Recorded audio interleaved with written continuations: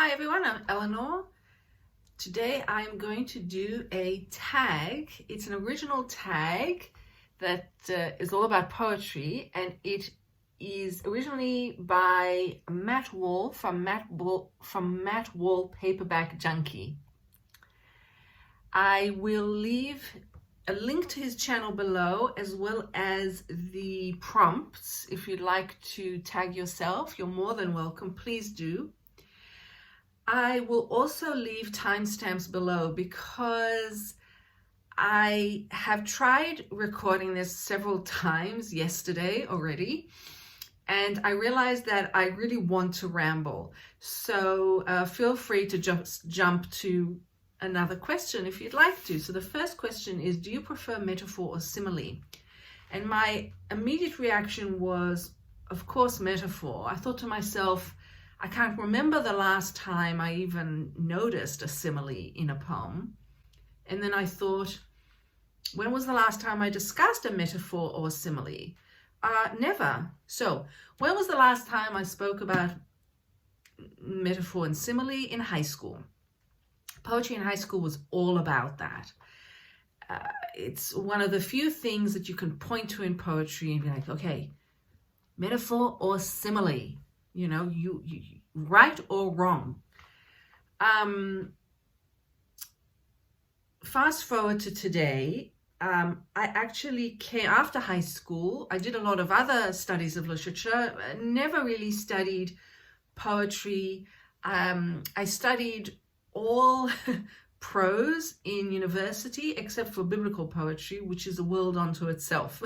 So with biblical poetry, I spend much more time looking at biblical Hebrew grammar than I ever, I don't think we ever spoke about metaphors or similes, not once.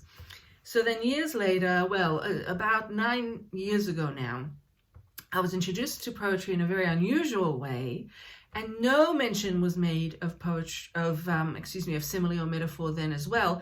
I will go into more detail about that when we get to one of the future questions in this tag. But in any case, so I'm thinking to myself, okay, metaphor, I feel is a much wider field. There's a much more space in a metaphor to really explore unusual images, thoughts, ways of communicating. And I felt that simile, this is my first thought, I should point out, I felt that simile was just very constrictive. Theoretically speaking, I'm thinking, this is like this. This is like this. It's like, okay, well, yeah, can you give me a little bit more? It feels almost prose-like. But, I always question my first reaction. I've been wrong, I've surprised myself, and actually not so much wrong as there's always another hand. On the other hand, also theory and practice of poetry, very different things.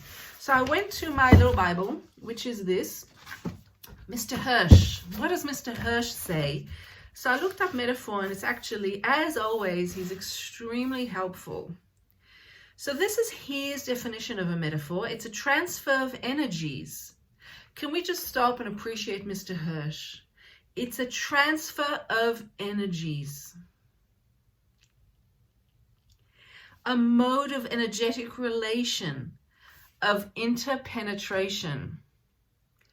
I just feel like, he needs a standing ovation because he's just such a fabulous, when it comes to this book of definitions, there's nothing better. A matter of identity and difference. See, this is all definition of metaphor. A collision or collusion in the identification of unlike things. And I'm still quoting, there is something dreamlike in its associative way of thinking. So there's so much there. There's so much there. Then he goes on to, of course, describe I.A. Richards, who in the philosophy of rhetoric distinguishes two parts of the metaphor. You've got the tenor and you've got the vehicle. Yeah? So the tenor is what is being talked about, and the vehicle stands for the way it's being talked about, the weight of the comparison. So then I thought to myself, well, I mean, that's really also, isn't that also in a simile? You know, this is like this can be very mysterious. Well, sure enough, he continues to say that there is a philosophical tradition that maintains that there's really no logical difference between metaphor and simile. It's basically the same. Metaphor is a simile without the words like or as. So I thought, oh, okay, maybe I belong to this philosophical school. I agree with that. Well, no, Mr. Hirsch then continues. He says, another tradition, the one to which I belong. Oh, okay. Well, I want to belong to the tradition he belongs to. I really admire him, so I'm continuing now. Says that there's a radical difference between similes and metaphors. So what is this difference? Yeah? So he goes on to say this about metaphors. Metaphor works by a process of interaction. And I can see that. I can see that, Mr. Hirsch, because this is like this. It's sort of like, it's like a teacher who's trying to teach you something.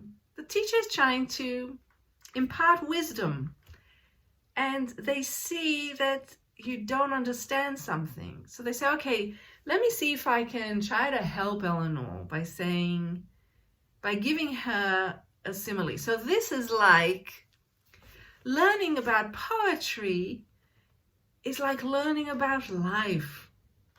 You go, oh, okay, it's complicated.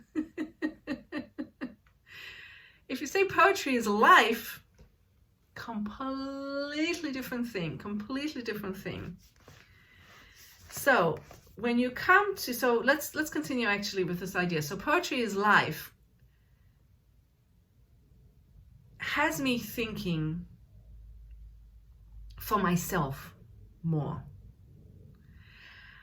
I'm trying to bring my own experiences of the world, my own experiences as my unique personality, my Eleanorishness. And I can only do that by thinking of what life means to me, what my life is like, what my experience of poetry has been like. And I put them together, and this is a process that can go on for forever. It doesn't have as many limitations, I think, as poetry is like life. Poetry is like life seems to connect me to that lesson the teacher is trying to impart. So back to Mr. Hirsch, he says there's a suggestion that the main point of metaphor is an achievement of intimacy. He argues that the maker and appreciator of a metaphor, the maker and the appreciator of the metaphor are brought into a deeper relationship with each other. And I'm continuing to read. That's because the speaker issues a concealed invitation through metaphor that the listener makes a special effort to accept and interpret. Such a transaction constitutes the acknowledgement of a community. So too in poetry, meaning emerges as an intimate collaborative process. Intimate collaborative process is what is the crux of the issue for me with poetry. It's what I love about poetry. Without the intimate collaborative process between me, the appreciator of the metaphor, and the writer, the poet who has come up with the metaphor, poetry is meaningless to me, and I hate it. I hate it. I do not like poets to tell me what they think and leave it at that. I can't stand it. Metaphor it is. I'm a metaphor gal. However, would I leave it at that? No, because I'm always questioning myself. And frankly, I'm now questioning Mr. Hirsch. Am I going to follow him blindly and just be interested in his definitions? I don't think so. I'm going to see if this theory is right in practice. Excuse me while I have my coffee. So I go to the book I'm reading right now. As you know, the obsession continues. Lucy Brock-Bordeaux, wherever you are, I thank you from the bottom of my heart for your poetry. And I open the page, and sure enough, Lucy Brock-Bordeaux, who is, who I thought was all about the metaphor, all about the difficulty, the complexity, the intimacy between reader and poet, has a title with a simile in it, and I love it so much. So the title is very long, and it is this. I'll read it. Moving on in the dark, like loaded boats at night. Though there is no course, there is boundlessness. I don't feel there's anything didactic about that simile. I think it works in practice just as the metaphors I was talking about theoretically work. Moving on in the dark like loaded boats at night. It's a simile, like, but it's very open. It's a very, very open image. So then I go, okay, let's go back to the first book I read where I first discovered Lucy Brock-Bordeaux. This book was much more close to me than this one. This one has blossomed in my hands. This one, there's still, I would say, half the poems are really, really mysterious to me. So I thought to myself, I'm sure that she's not going to have similes in here. I'm sure there's going to be all metaphors. Boy, was I wrong. So she has, for example, listen to this. This is from page 60, Self-Portrait as a Herd of One. This is the 5th couplet. A hearse moves through the city like a herd of one, bison-like and woolly in the summer sun, carnivorous. That's a beautiful simile that is actually extremely inviting to me, the reader, and I found to be very clear, but at the same time not too clear. It is very prescriptive. I will say that for it. It is saying to me, you will think of this hearse like a herd of one. This hearse, you seeing it as a bison.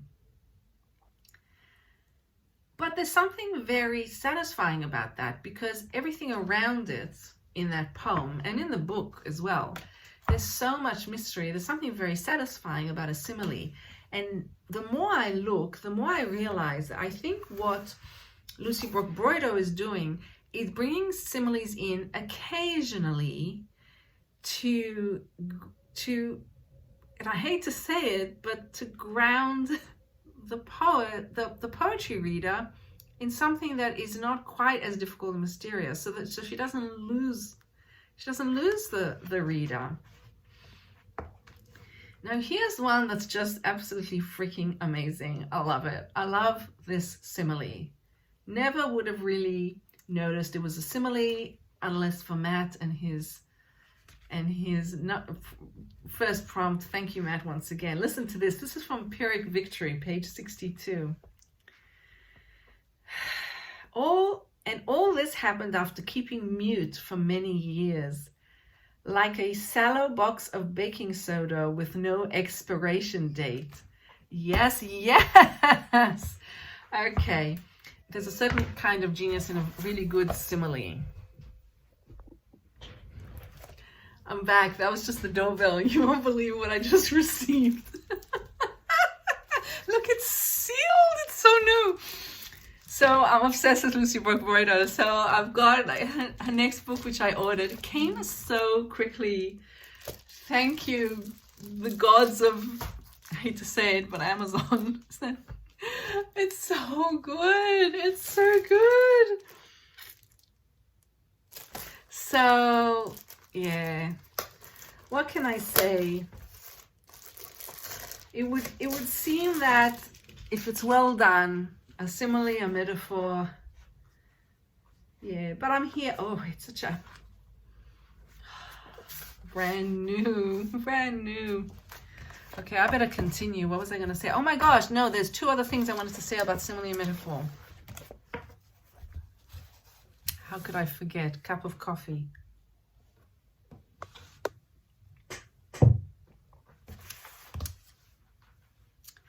So I think, okay, no. Lucy Boydo is, to me, she's like a god. So let's try some other poets. Let's have variety to test this out, simile versus metaphor. So of course I go to Josh Charles Field, Pulitzer Prize finalist, a book. All I could say is just purchase it. Just purchase it and read it over and over again. I thought to myself, I bet this book does not have similes. Because what Josh Charles is doing here is going, this is why I still prefer metaphors. This is what Josh Charles is doing here. This is what she's doing. Sorry, that was my greyhound side with agreement. We're huge Josh Charles fans. What she's doing is trying to discuss something that doesn't have language. It actually, there is no language for the feelings that Josh Charles has and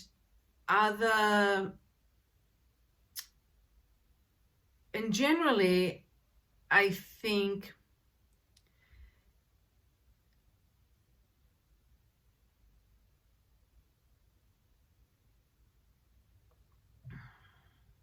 sometimes you come across someone who really is reinventing language, and that is what poetry ideally is. I mean, sure, poetry can be a lot of things in practice, but what's the aim? What's the ideal? For me, in my reading, I'm always looking for that poet who is renewing language, doing something so new and so exciting. Josh Charles is doing it. So I don't think, I thought to myself, she's not going to be saying this is like this.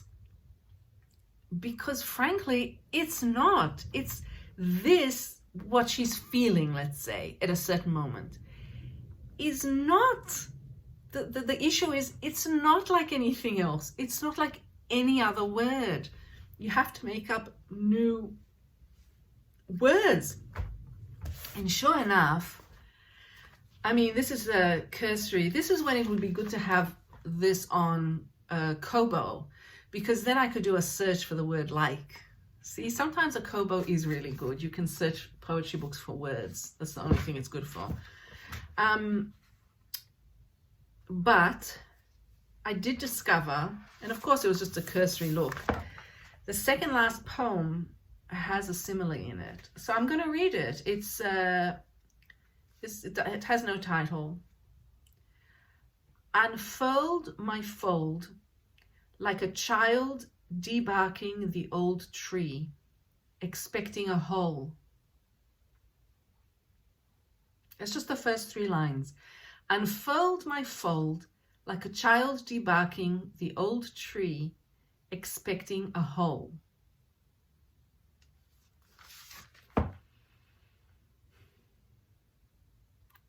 So it's a simile. Is it more grounded than a metaphor? Hell no. Is it clearer or easier? Possibly. Not much. Interesting.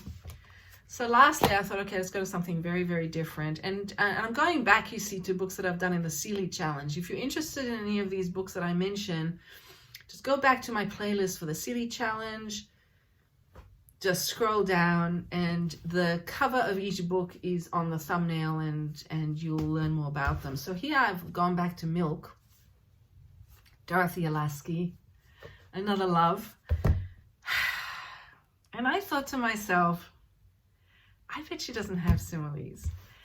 Well, from a quick look through, correct me if I'm wrong, you know, because I'm not saying, you know, I've looked through every single poem. Yeah, no similes. No similes. She's just not a simile kind of writer. You see, because she's got that, she is so far gone. She's so far away from the world and the language that is normal, that is known, that is everyday. And yet she's able to somehow, through her voice, remain, I mean, dare I say, fun and bubbly and effervescent. She's just in that world. She doesn't need to remind us that things are like things, and she doesn't need to bring the reader in, because through her voice we're there anyway, because it's just so joyful. Even when she's talking about dark things, there's a strange joy in the world of her imagination. And so I've noticed, I've made a few marks in the book. I've tagged a few things in the book that were interesting. For example, on page 23, the poem The Miscarriage starts with this. The doctor says it's an empty room in there, and it is, a pale sack with no visitors. Okay, so a couple of interesting things.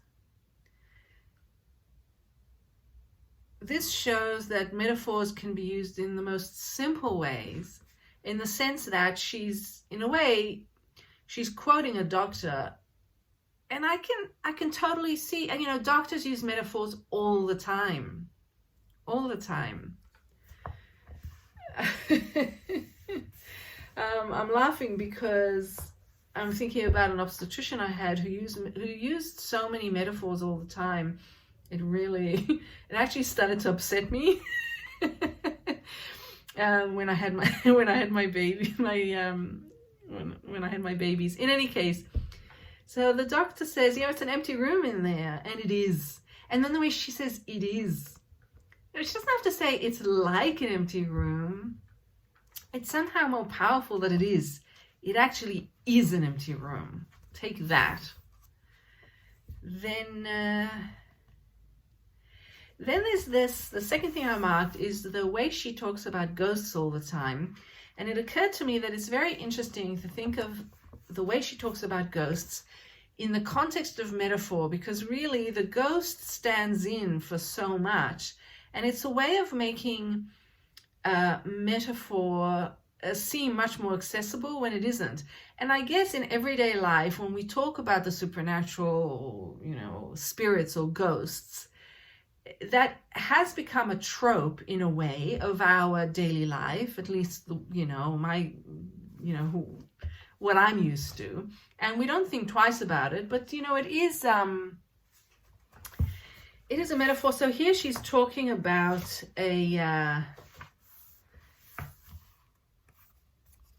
here she's talking about, well, the poem is called The Ghost.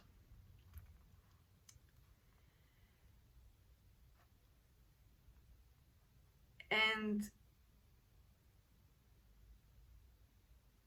so it starts like this. I saw him, his body a very pale sea, almost green, soaring above me in a different sphere with gold wings. I saw him, his body a very pale sea. It's so effective, it's so evocative of that image, the color, the image. Now, imagine if it was this. I saw him, his body was like a very pale sea. I vomited a bit in my mouth. Not good. Not good at all. So obvious. And didactic. This is exactly what his body was like. It was like a very pale sea. His body, a very pale sea. It changes everything. And lastly, I don't even remember what I marked here. Oh, okay, yeah, it was another poem. This is on page 52 called The Ghosts. Yeah, I got really into the ghost thing. And I have to say, before I started thinking about metaphors and similes, I always felt uncomfortable with Dorothea Lasky's use of ghosts in her poems. I want to believe, I want to be like Dorothea Lasky, that's the thing. But I'm a Capricorn. I'm never going to be like Dorothea Lasky. In my dreams I am. And I'm not into ghosts. Ghosts are not my thing. Not my thing. But now that I'm thinking about them as metaphors, I like them a lot. So in this poem, The Ghosts, she has this, and it's a long poem. So this is a little bit that I'm just going to quote from the middle of the poem. What is a ghost? It is my father. It is my dog. It is a dream. I dream of people. Do they or do they not exist? If you think this world exists, then I think you do too. If you think you are breathing now, then I promise the ghosts breathe down upon your neck. What is a life if it's longing? Then fuck it, sister. Take me back to the beach. Let's watch the sunset and then the moon. So good. So she's taken metaphor that's usually so difficult to get your head around with very, very good poets. She's put it into a ghost-like form in a way. She has addressed the issue head on in the poem. What is a ghost? Which is what we're always asking. What is this metaphor? You know, we're always asking that as the reader.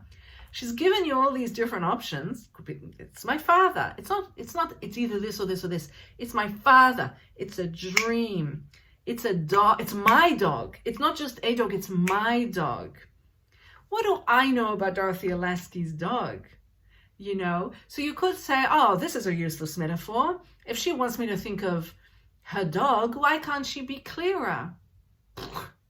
I say you can take your clarity and shove it. This is far, far more exciting, you know, and she's playing with it, which is incredible. So I'm beginning to see through my study of simile and metaphor, I'm beginning to finally understand what it is that's so attractive to me and so many other people about Dorothea Lasky's poems, because it always seemed so mysterious, just so mysterious. Like, well, what, like, I don't think I really get it. I really like it. What's happening? And most importantly, how is she doing it? Because I like to look behind the scenes at the craft. So anyway, I've become far too excited about similes and metaphors, and I must continue. Number 2. Dare I take another sip of caffeine now that I'm on such a high? Yes, I dare. I dare to do it. Number 2. What is the most important element in a poem for you? Form, structure, meaning, feeling, sound, alliteration, assonance, etc. You can't say it all. Okay, I gave this a bit of thought yesterday, came to a quick conclusion. Form, form, form, form, form, form. Now, before you get upset, before you get mad, I am not one of those readers who says it doesn't matter what it means as long as it's a beautiful form. That's not what I'm saying. I'm not talking about being a formalist. I'm not talking about counting beats. I'm not talking about rhyme. I'm not talking about sonnets, villanelles, or, you know, haikus. I'm talking about the line. And where is that book? Where is that book? Did I bring it down? That book is still, okay, I have a book on my night table that just arrived, and it's all about the line. I'll leave a link down below. No, I'm going to have to go get that book. I'll be right back. Okay, so I'm back. So I'm reading this at the moment on my night table, The Art of the Poetic Line. Before I go back to the prompt, listen, it's my channel, and if I want to go off on tangents, I will, damn it. I bought this years ago and have gone back to it. It's heavily annotated. I love it, love it. I really recommend, well, I only have 2 in the series, but as you can see, let's just take a moment to enjoy these 2 lovelies. They're lovely. Anyway, The Art of the Poetic Line.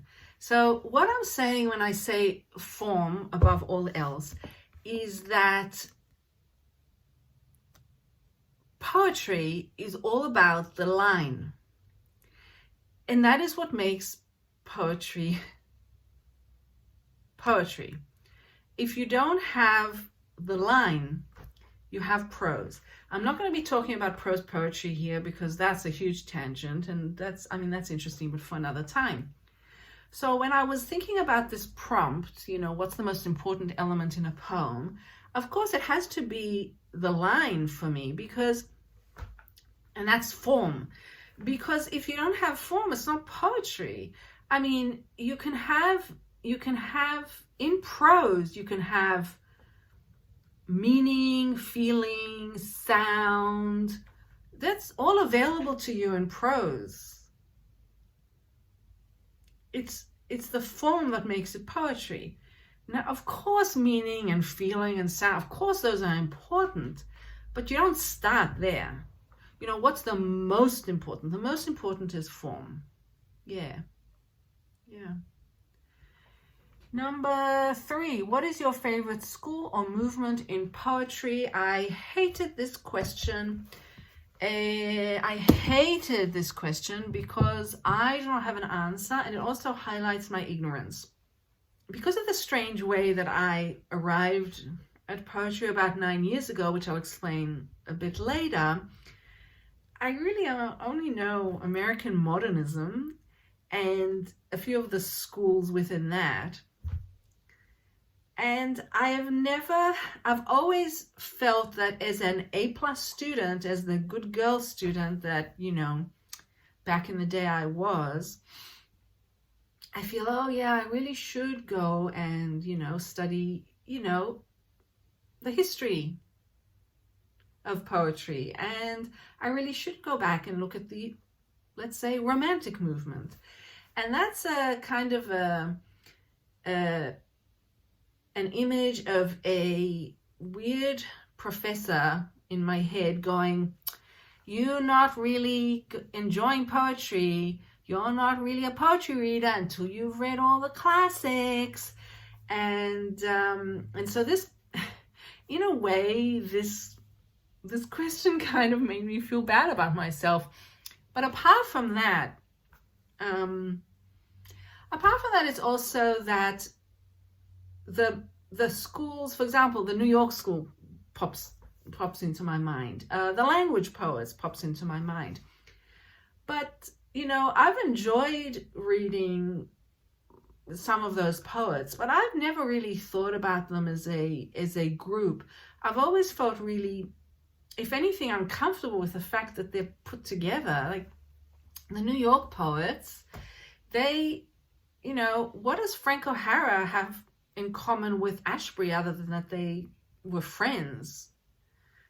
And also the fact that these schools usually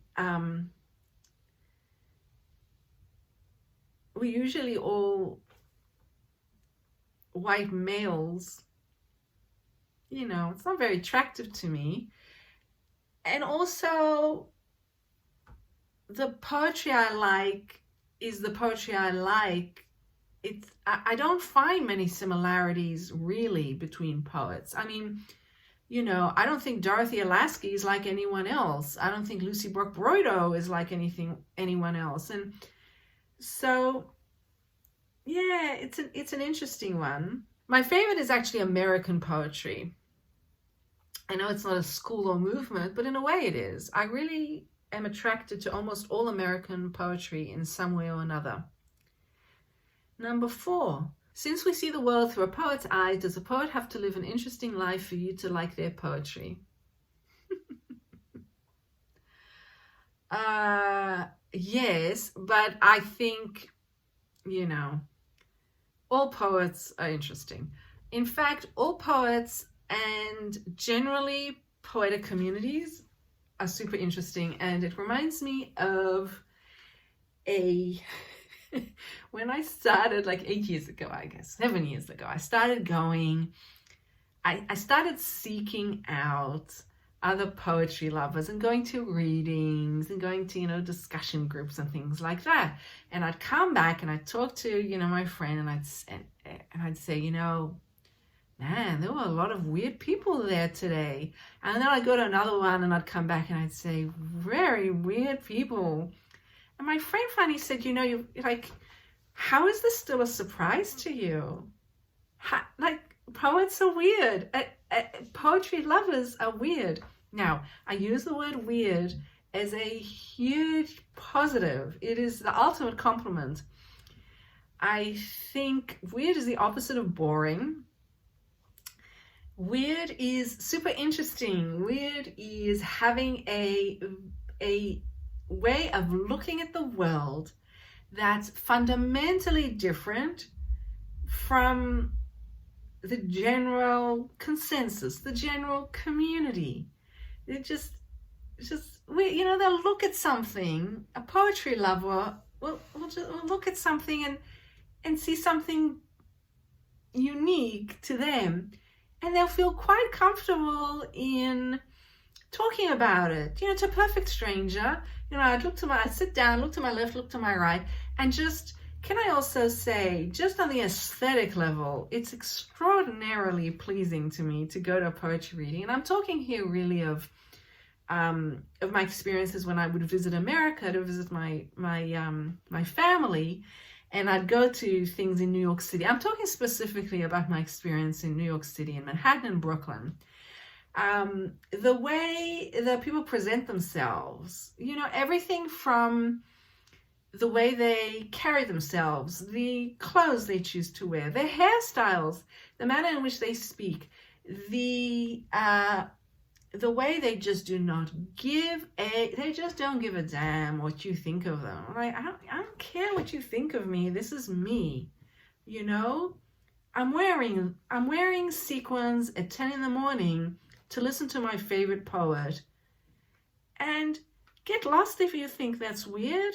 And the thing is, no one thinks that's weird. Everyone thinks that's fabulous. I'm going to turn to the person next to me and say just the first thing that comes to mind about a poem, and they'll immediately be interested and go, oh yeah, that's, I've been thinking about that too. You know, you make friends so easily in poetry communities.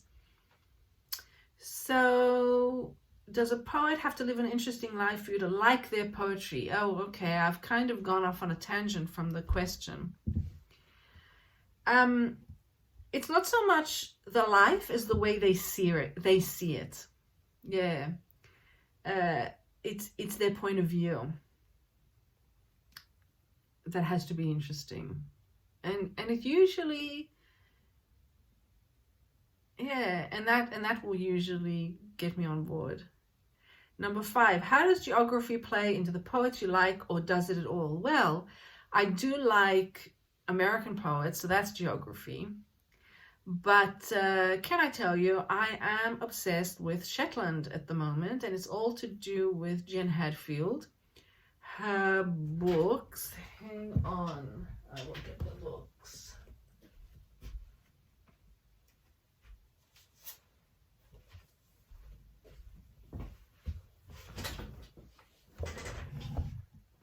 Before I show you the books, shall I show you Augie? This is how greyhounds sleep when they're very happy.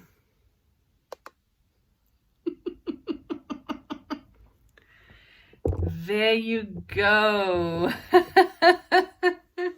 Isn't that the best? Back to poetry and Jen Hadfield. Hang on, now what have I done? Oh my god. Okay, Jen Hadfield, Scottish poet, my relatively new discovery, who I adore. She, she moved to Shetland years ago and writes all about the flora, fauna, and the people of Shetland.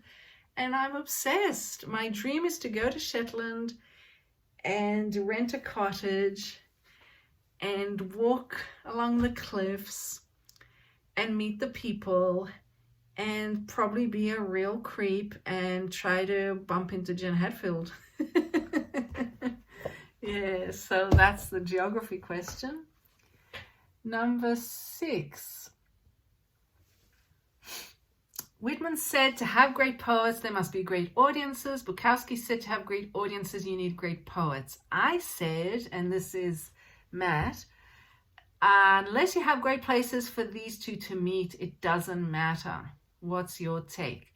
So that was very interesting because Matt's point of view, which I found, everything he said was really interesting to me, but this especially was about real estate prices and how difficult it is to, rent a small area to just have poets get together. And it made me think of my favorite places, and back before COVID when I was in Manhattan and Brooklyn. And there were still some places that were available and that made it so fantastic. Now, I'm thinking in particular about an organization called Brooklyn Poets that only this month has a brick and mortar proper place. Until then, it was they had get-togethers once a month called Yorps, and I had the absolute pleasure of going to a couple of them. And it was in a Brooklyn pub, and you would, you'd buy your drink if you wanted to, and then walk up the stairs, pay your $5, sit down at a desk at a table with, maybe 30 other poetry lovers. And there'd be a poet, usually a published poet, sometimes, someone who was already teaching at a university. And they would have a short discussion about something absolutely fascinating that they were interested in from their own research, whatever was on their mind. And then they'd give a prompt. We'd all write for 20 minutes. And then we'd, if we wanted to, we'd read our little poem out and we'd just have a general discussion. Then we'd all go downstairs to get a snack, come back up, and there'd be an open mic for anyone who wanted to read a poem out loud. And that was amazing. And now the thing is, there are actual workshops that they had, and this is for hobby writers who want to write poetry and meet other poetry writers and readers. They happen sometimes in the poets' homes, which was incredible when I think about it now, that they were so generous, these poets. And then, but my favorite one was in the basement of a bookstore. And I'm sure it was not up to code, put it that way. I mean, you took your life in your hands walking down those stairs, because not only were they very old stairs and a very old damp basement, but there were, you know, all these books, secondhand books, piled, you know, you were walking along in a tiny path between the wall and these books. But that was the best place ever. It was the best place ever. You know, there were a couple of teachers and they put candles, and we sat in a circle and we talked about poetry, and then we read some things out and we gave each other feedback, and it was just wonderful. And then, of course, COVID came and the internet. And, you know, I absolutely love online workshops. I mean, living in Australia, this is my lifeline. This is my poetry lifeline to the community in Brooklyn, which I really became very attached to. And I've done many workshops online through Brooklyn Poets, and I'm extremely thankful to them. I mean, of course, you know, you pay, it's not free. They do offer scholarships, they offer fellowships. And it's just the best. You know, I've done these workshops on Zoom, and yes, ostensibly you're there to learn to be a better poetry writer, but it's really about the community. It's really about chatting with each other and meeting each other, and it's just so fabulous. And I have to say that all of the teachers I've had have been incredibly generous, and even when I've had teachers who have fundamentally been completely different in their mindset about poetry from me, I've known that from the beginning, because, you know, I read their poetry online before I sign up for their class, and even then they're extraordinarily generous. Yeah. So back to the question, unless you have great places for these two to meet. Yeah. Well, yes, it's interesting, isn't it? There's also a place I meet poets and other poetry lovers, and it's actually in my imagination, and it's thanks in a large part to podcasts. I'll put a link to a selection of poetry podcasts that I enjoy listening to. And I find that podcasts, I mean, of course, the connection is my imagination. I mean, you know, although if you go on Instagram and follow and follow some of these podcasters, sometimes they respond if they're very nice. Yeah, and some are very nice. At the moment, I would say that I enjoy listening to interviews with poets on these podcasts, and then feeling like I am taking part in the discussion. You know, there's something to be said for fantasy. Anyway, I'll leave a list of podcasts, but the one standout is a very, very dear friend of mine, Alice Allen, who is an Australian, and we met in a workshop. We met in a workshop in New York, actually, two Aussies, and have been poetry buddies and are now good friends. And she has a podcast, she's had it for ages, years now, called Poetry Says. And go on that, I highly recommend her. And there's several others, which of course I'll link to. And now this idea of the space where people meet, poets and audiences, I really have something very important to say. When it comes to number 7, I'm reading this. Who do you think has advanced poetry the most? And this is for me a continuation of 6. Professor Al Filreis at the University of Pennsylvania is the person in my mind who has advanced poetry the most. So here you have an Ivy League university. Here you have a poetry professor, and he teaches, among other things, modern contemporary American poetry every year. It occurs to him to take much of what he teaches year after year to these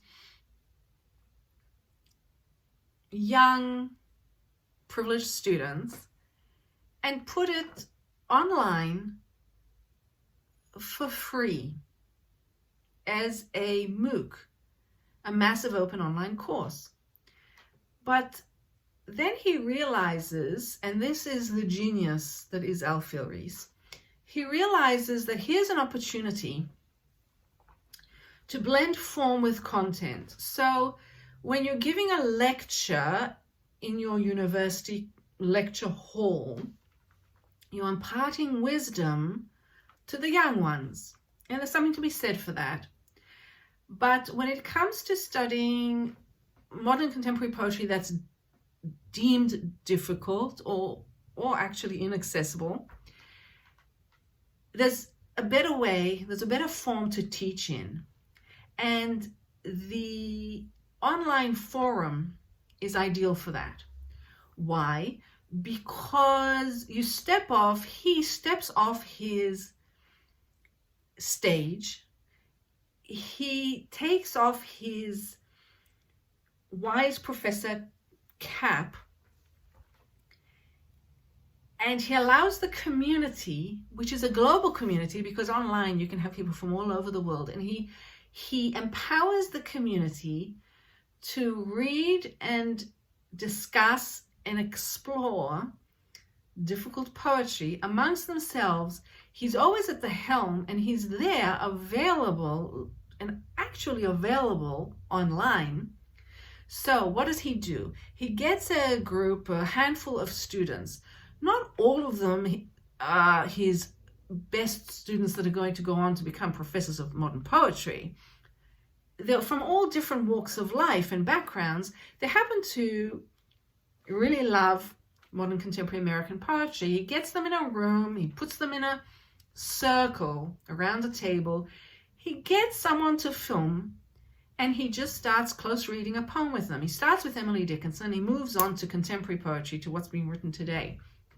Then every week he has a live webcast where he and some of these students who are now teachers discuss things with whoever's shown up, but really with the world at large, because it's online. It's an online YouTube. It's a live YouTube program, and this changed everything for me. So I discovered ModPo in 2013, and I get onto the forums, and I realized that it's all about discussing. It's all about discussing. You watch the video of these University of Pennsylvania students discussing a poem, and then you discuss the poem. I mean, not literally discuss, you type. And it was almost synchronous in the way it worked. And I happened to have plugged in during, it was the second year that ModPo was happening, and Alfieri Rees had already gotten together mentors who were his very first students in the year 2012. So the people who just found out about this MOOC all over the world and had really gotten into it in the forums, he said to them, do you want to be the mentors for next year? And they were like, hell yeah, okay. So they show up, and they're so enthusiastic because they've had such a good time. And so there I am, and I had no idea that poetry could be this great. I thought poetry was easy, La la la la la la la la la la la la. The poet is telling you something, and it's beautiful, and the feelings are lovely. But the minute I saw the poetry could be difficult, I was in. I was signed up. Because what does difficulty do? It gets me to have a say in what I think is the reader. It's not about the poet anymore. It's about me and the poet. And there's no final answers. It's a discussion. So I'm in the forums, and I'm chatting with people from you know, from England, from India, from the Philippines, all over the place, all over the place. South Africa, all these different countries in Europe, Russian dudes, you know, like, we're all interested in the difficult poetry. We all have something to say. So it's still going on now. It's ModPost starts every September.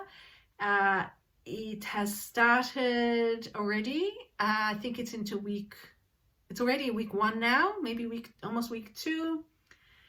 I'll leave a link. Go and have a look. Just choose. You don't have to, start from the beginning and go to the end. It's a live community now. It's completely different, really, from how it was in 2013 when I joined, because it's blossomed. There's a lot of change in the poetry, so a lot of new contemporary poets have been brought in, and Al will also bring in different poets. And what he's doing is tying in the academy with the general public, with the poets. He's bringing poets to people's attention that usually you wouldn't know about. And they even have office hours, virtual office hours. Highly recommend. So yes, he has advanced poetry the most. Since the rise of this is number 8, lucky last. Since the rise of the moderns and freeform verse over the last 50 years, and more currently the rise of instapoetry, what movements of poetry do you think the future holds? This is a no-brainer. The future actually has already started. I feel like I'm a surfer in the shallows. I'm looking out and I'm seeing the wave come towards me. I'm very excited because I cannot wait to ride that wave. It's going to bring with it the most exciting new way of looking at poetry and language in general. And what it is